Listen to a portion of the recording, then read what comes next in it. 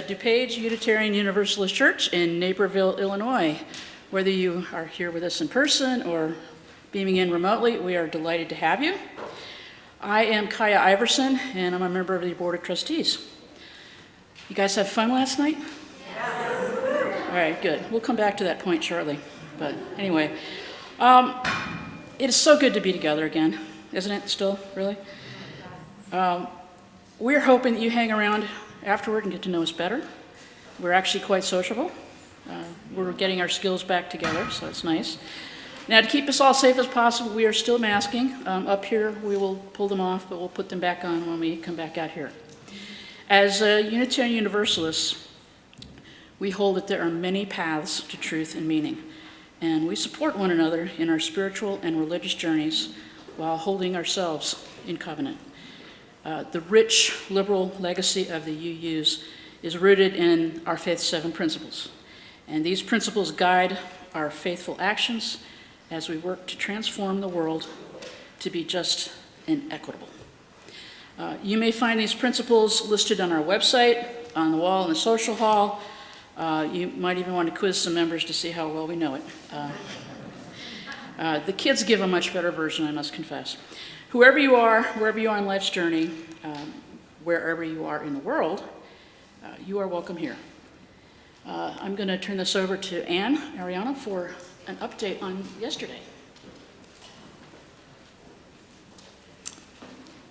Auction 2022, The Muppet Show, was a huge success.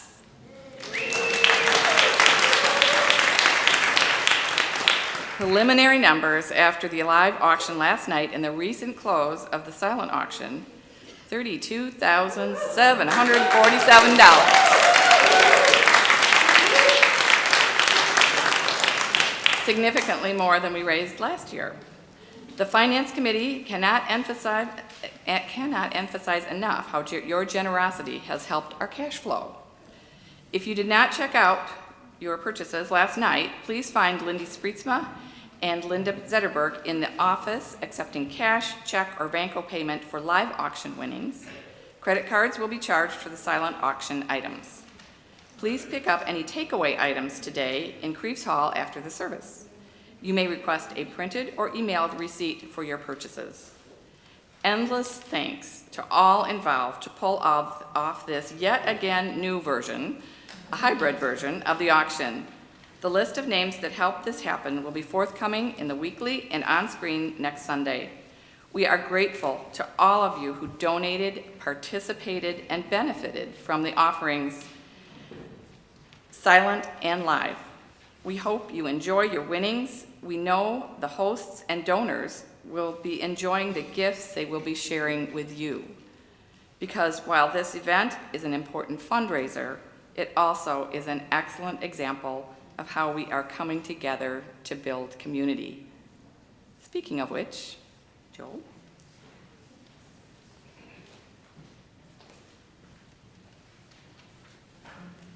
Good morning, I'm Joe Gano from your Stewardship Advisory Committee, and what a tremendous stewardship event we had last night.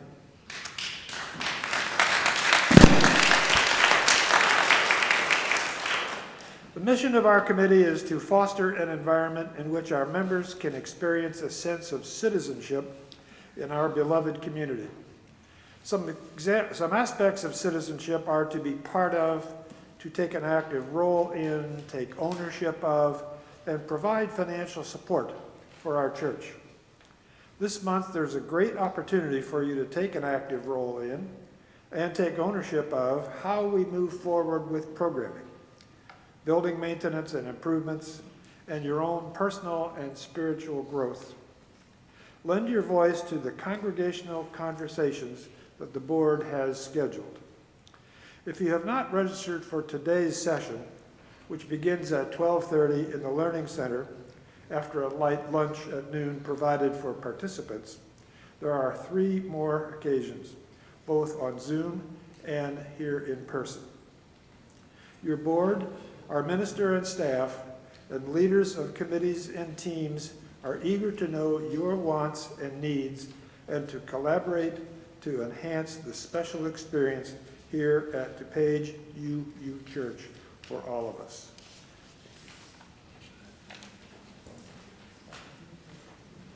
So a few moments ago, I referred to the UU principles. Anybody know what the fifth one is?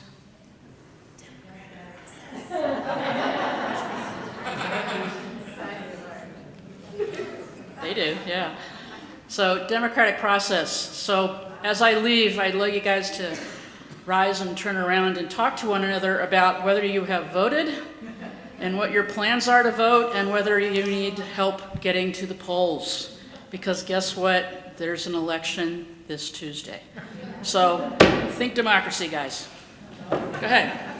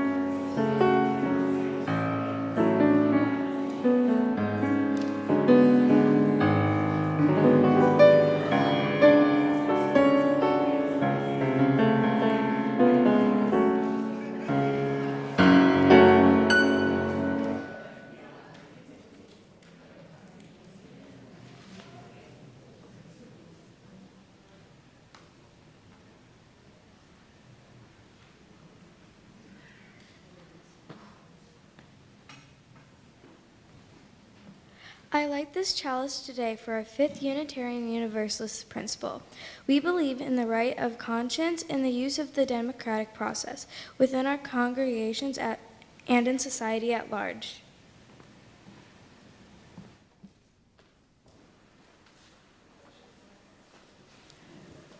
Good morning. Welcome. Welcome to all you beautiful bodies who enter this room in all their colors, in all their abilities, in all their expressions, in all their sizes and all their shapes. This is a holy place for you to be just who you are and be loved, to be wanted. You are welcome here. Come, let us worship together. Please join me in singing hymn number 1002, Comfort Me. Please rise if you are willing and able.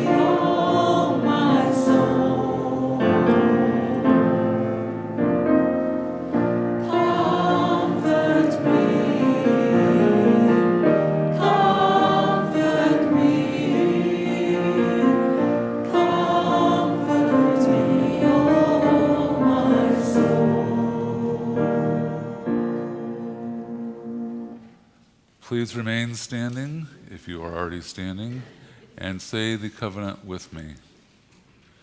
We come together to affirm our relationship with one another, our shared commitment to our Unitarian Universalist principles, and to our DuPage View Church community. We recognize our agency and our connective power, and we accept our responsibility to be bold and courageous in relationship with each other so that we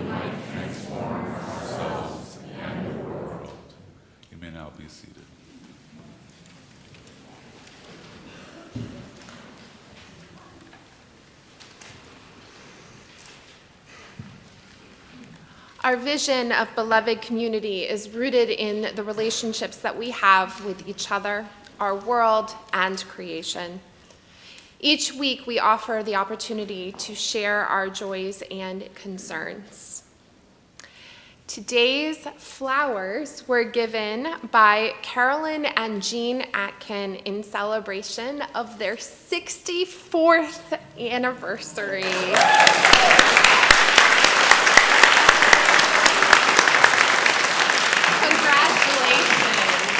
Congratulations. Tony Morgan wishes to thank all the folks she asked last week to fill in as Kermit for the service auction announcement and considered the request, with a big, huge thank you to Neil Lickman, who said yes to the t-shirt and saved the day. A joy from Bob Harris for the 2022 auction, and a huge thank you to all who made it possible. From the people who worked hard to make it happen, the donors of items and events, and everyone who bid on them, thank you. As Unitarian Universalists, our fifth principle affirms and promotes the right of conscience and the use of the democratic process within our congregations and in society at large. And we live into that principle when we participate in the election process. As your minister, I cannot and will not tell you how to vote, but I would ask that as you consider the people and the items on the ballot this year, that you do so with all of our 7 principles and the proposed 8th principle in mind. That you vote our principles of love and justice at the polls this Tuesday. Go vote.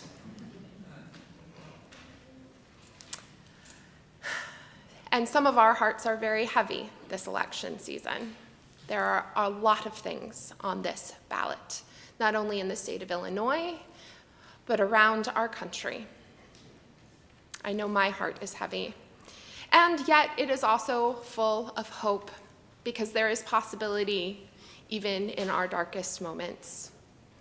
And so I would ask that we take a moment to reflect on all of the joys and the sorrows and the concerns that we might hold.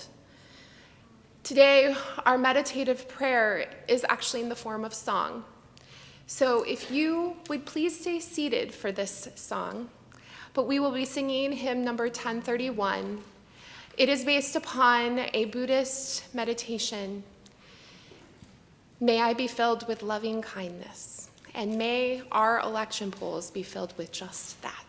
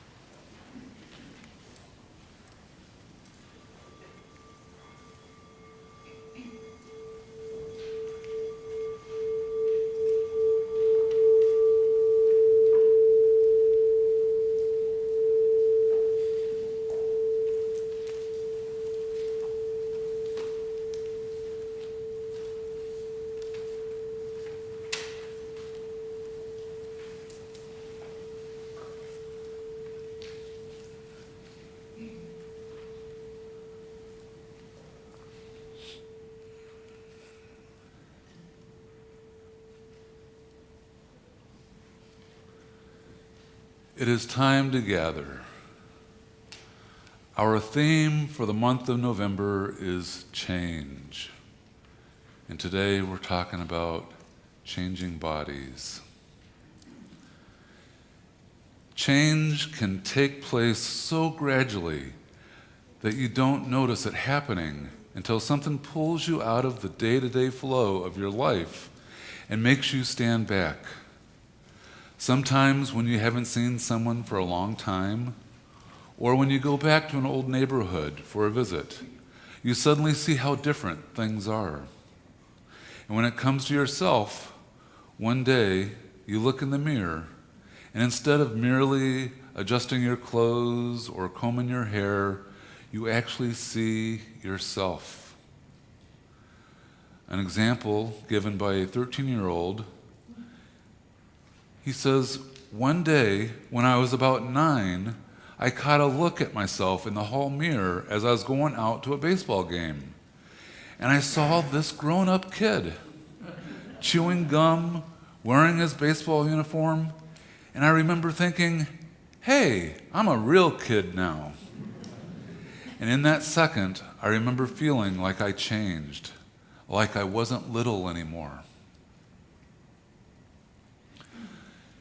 So then, just a few years later, you look and see that you're not even a kid any longer. You've moved out of childhood and into the teenage years. It's then that changes start to happen so fast, it's hard not to notice them. Hair grows in places it's never been before, breasts develop, muscles form, voices change, important firsts take place. First kiss, first date, first job, first license, first bra, first love. Of course, these things don't happen for everyone exactly during the 8 years from 12 to 20, but whether they happen earlier or later, they are meaningful steps. There isn't any rule book to let you know when, where, or how to make the moves. You just know you're expected to come out to the other end, grown up, and able to take care of yourself. Everyone goes through these changes, but that doesn't make them any easier to handle. They involved a lot of experimenting and usually making a lot of mistakes. You test your abilities, make false starts, take risks, push yourself into new things, and feel lonely and misunderstood. We all do, because that's what growth is all about. In the middle of all this, many people say that sometimes they feel pretty mixed up. They feel that they're in a hurry to grow up, but at the same time feel uneasy about being pushed into doing it too quickly. A 14-year-old gave this example. "A lot of weird things I do are just a matter of trying to prove to everybody, and I guess prove to myself, that I'm not a kid anymore. But sometimes I think to myself, hey, wait a minute. I am a kid. Don't make me grow up so fast." So as your body gets bigger and develops, people may treat you differently even before you start to feel very different inside yourself. They may expect you to act older or more grown up in ways that don't feel comfortable to you yet. Or they may treat you like a child when you feel quite mature. All this can be very confusing. And also, as you get older, you have more choices to make. When you were little, most new experiences were filtered through your parents or guardians. Now, decisions come up daily, and you're the only one who can make them. Do you do what your friends want you to do? Do you take this class or that class instead? Do you ask so-and-so out?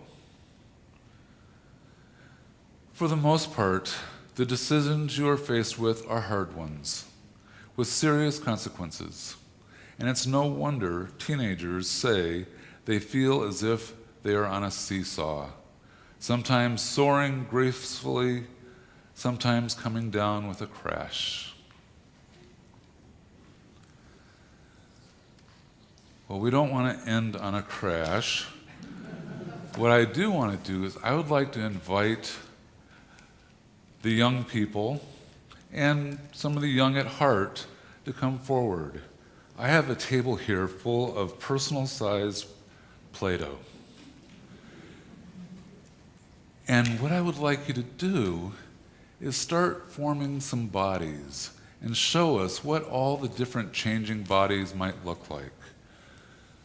So take out some Play-Doh. You might need to use 2 of the personal size for some of the bodies, but just create a community of all the different types of bodies that we may see in our community. So young ones, would you like to come forward? And some of you young at heart, and maybe a parent or 2, because some of these are hard to open up. And so create a community on the table. I also have trays here. If there's not enough room on the table, you can work off on the side on one of the trays. And remember that there's a service going on. So we're going to do this quietly, okay? Let's sing to the children.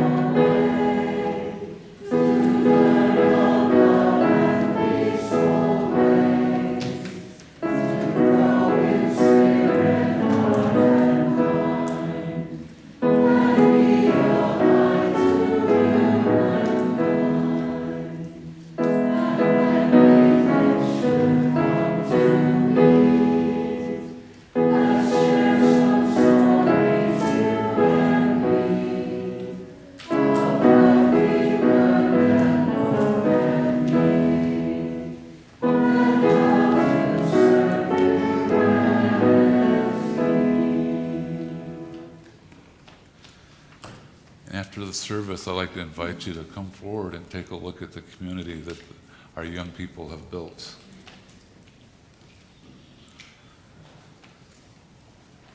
Giving of our treasure is how we reciprocate the many gifts we are given by this community.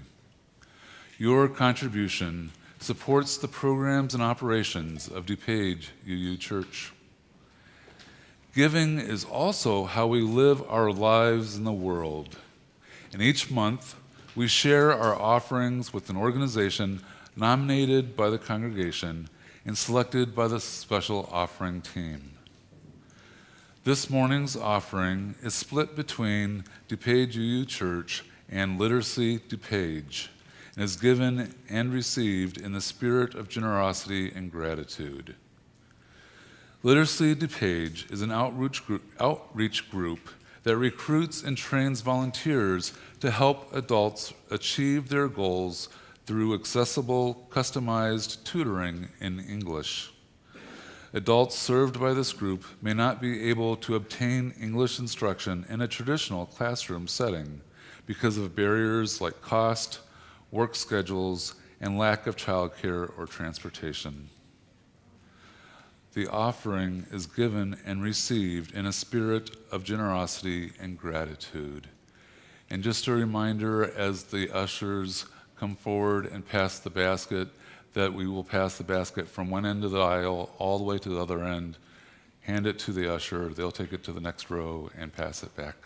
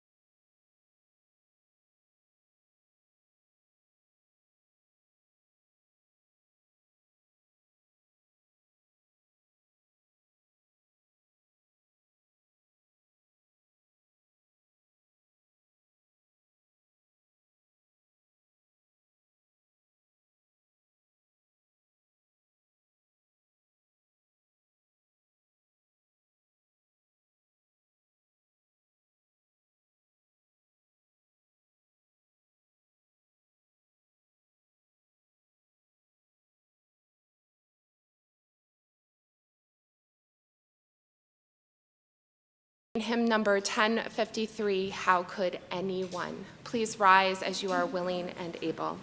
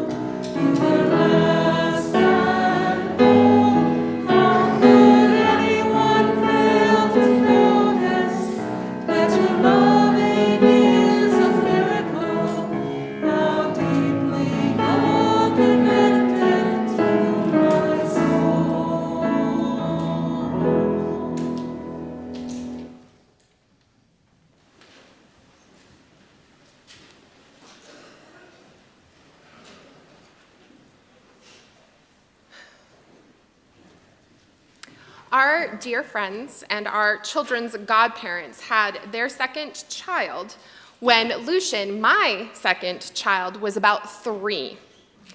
We went to visit about a week and a half into baby Sam's new life, and I got to hold this precious being so sweetly in my lap. Lucian was mesmerized. And really, how could we all not be? He would gently touch Sam's little baby fingers and marvel at the tiny parts of this body, the small nose, the delicate features. How many of you have marveled at a new baby? Yes, you know what I mean. And then they grow. As a parent, the tiny creatures that I have nurtured have never stopped growing, just like baby Sam. As a parent, however, I've not necessarily noticed the day-to-day changes since they were really tiny and it was very obvious. The older they get, the more the growth happens gradually. It isn't until something significant happens that I notice this change, like when my 13-year-old hugs me and is now at chin level rather than at knee level. At the now very, very old age of 40, I realize that half of my life has been spent growing. Our first 20 years, all we do is grow. Our brains are still not fully developed until somewhere between 23 and 25 years of age. We grow for a very, very long time. And let's be honest, those first 20 years are hard. The inward changes as one develops into a human being can be overwhelming. And the outward changes, those are its own kind of hard. I, for instance, was always tall as a child, and I just loved it when people would let me know how tall I was. When I was 14, I actually had to take my birth certificate on our vacation to Disney World because people used to charge us adult prices for me. But more than being tall and being mistaken for an adult, it meant that I had many of the expectations of what it meant to be an adult, even though I was a child. And there were moments that adults were surprised by the fact that I acted somewhat childish, that is, my actual age, when my body gave the impression that I was so much older. And our bodies do give people impressions. We make all sorts of assumptions about people based on their bodies, especially when bodies change. How many children in the room like it when people comment on how much you've grown? I didn't. I mean, that's what you're supposed to do, right? And it's awkward and difficult when adults pointed that out to me. It always made me self-conscious and hyper-aware of my body. But that doesn't happen to just children, does it? For instance, as the pandemic was just allowing businesses to open back up, my partner and I went on a trip to Trader Joe's to get groceries. Amongst our many items was a bottle of wine. And as we were checking out, I reached for my driver's license, and the clerk waved it away, saying, "I don't need it. I can see how old you are," because of gray hair pointing out. Now, I happen to believe that gray hair is a sign of wisdom, and it still didn't make me happy to hear that someone had noticed them and then felt that they could comment on them, and then assumed my age by my hair. I have 2 aunts who were completely silver by the age of 23, so I know that hair color does not actually determine age. But we do it all the time, right? We make assumptions about bodies. We assume that fat people are unhealthy and that they want to be thin. We assume that thin people are healthy, that people with gray hair are old, that people with any other color are not, that visibly disabled bodies are incapable of mobility, of having sex, or being whole, that those who appear abled are actually abled. And sometimes we even comment on bodies. Did you lose weight? That shirt is so flattering. Look at how tall you are. Oh, you're shorter than I expected. Your skin is so dark from sunbathing, or maybe comparing color. I bet you can name your own list of comments that you have received. The thing is, our bodies are always changing. We are all temporarily abled, temporarily young. We all grow taller, just some of us more than others. We all get wrinkles, and we all lose bone mass. And while I've spoken about middle age and children, this is true of our elders too. Our skin wrinkles, it sags, we slow down. The thing is, as we age, it begins to happen much more gradually. And so we don't particularly notice it until something happens that tells us that we have slowed down. Kind of like when we raise children and start to become less aware of the subtle changes. But no matter the age, we are changing. And our society has taught us that what our bodies look like matters. And even more, that we have the right to comment on bodies.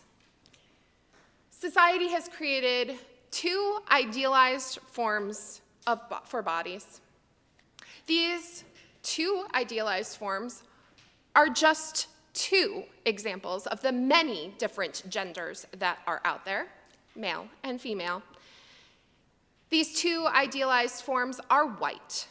They are abled, they are thin and muscular, and they are impossible for most people to fulfill.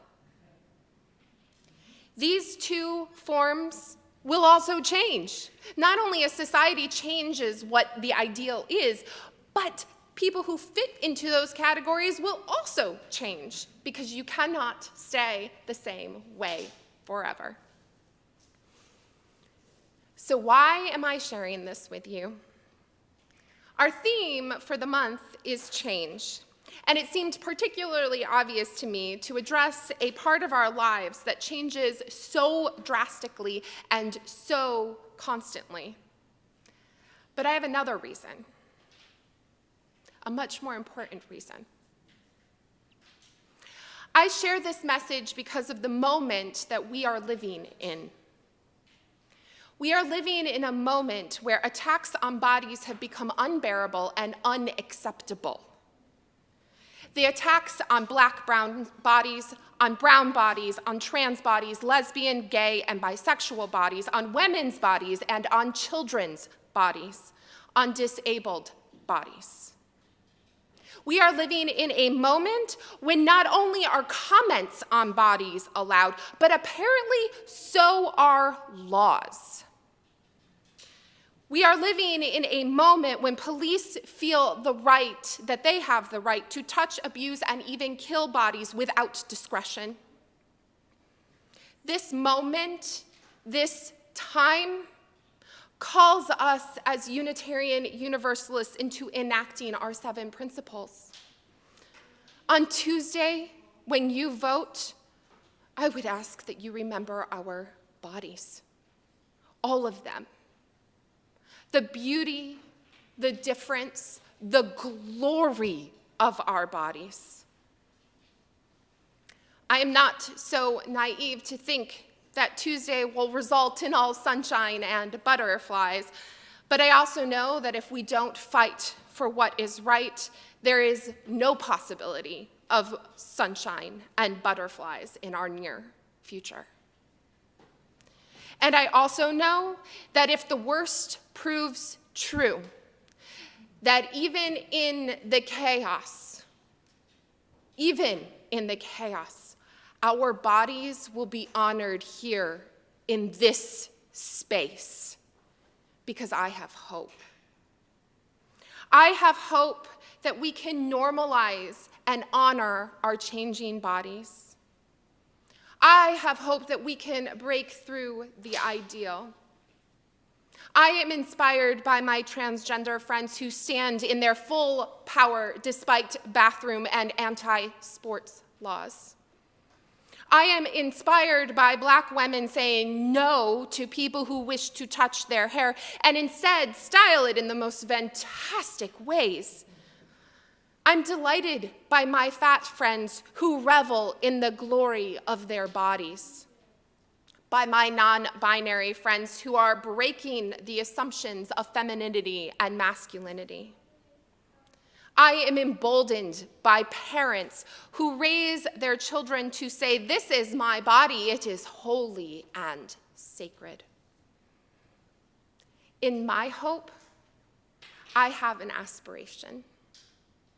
My aspiration is that DuPage Unitarian Universalist Church can become a place where all bodies are loved, where we strive not to make assumptions about looks, where we can comment on our own bodies with honesty and humor, where we not only accept others' bodies, but support them in the choices and changes they make in their bodies in the ways that allow them to live fully into their being. I've said before, and I'll say it again, so many times you may all get sick of it. As Unitarian Universalists, we forget our bodies. We love our intellect and mind, and we ignore that our intellect resides in one of the most wonderful and amazing creations of all. Let us celebrate our bodies and their beauty in all their glorious manifestations, in all the many ways that they change. Let us love and do justice to our whole beings and with all the beings that walk through the doors of our church so that we might move closer and closer to beloved community. Because what I see our children making in front of me here, this is what I want. All of the bodies, all of them here in this space, loved, wanted, and blessed. May it be so.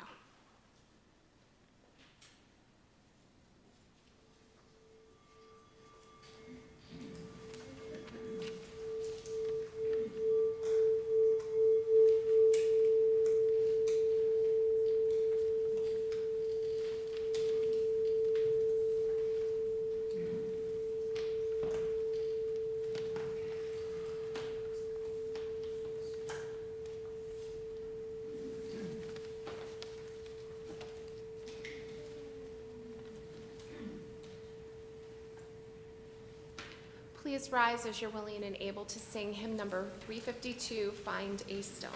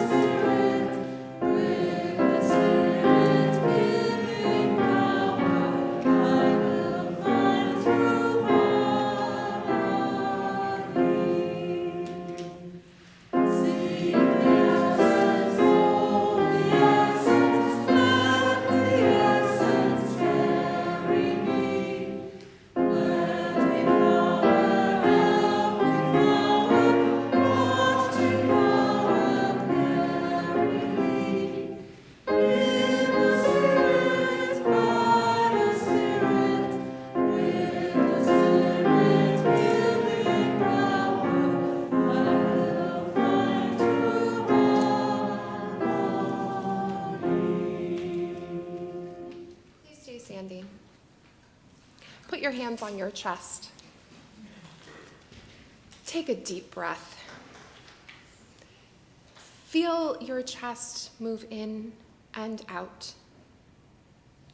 Your vessel is more than just a holding place for your intellect. It is that which empowers you, moves you, holds you, and keeps you alive. It is beautiful. Say that with me. My body is beautiful. My body is beautiful. Look around you at the beauty of everyone in this room. Hold their gaze. They are your kin. On Tuesday, vote for them. Vote for the love that is here in this room, that all bodies may be honored. May it be so. Blessed be. Amen.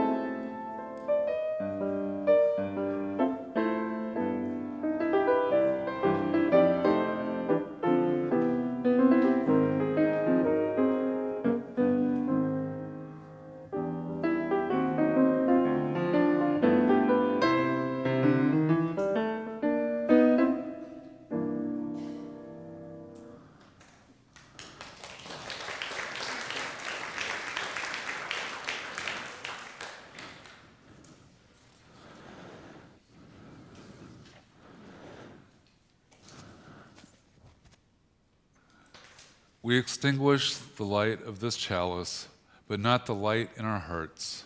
Until we meet again, may the warmth of our community carry you.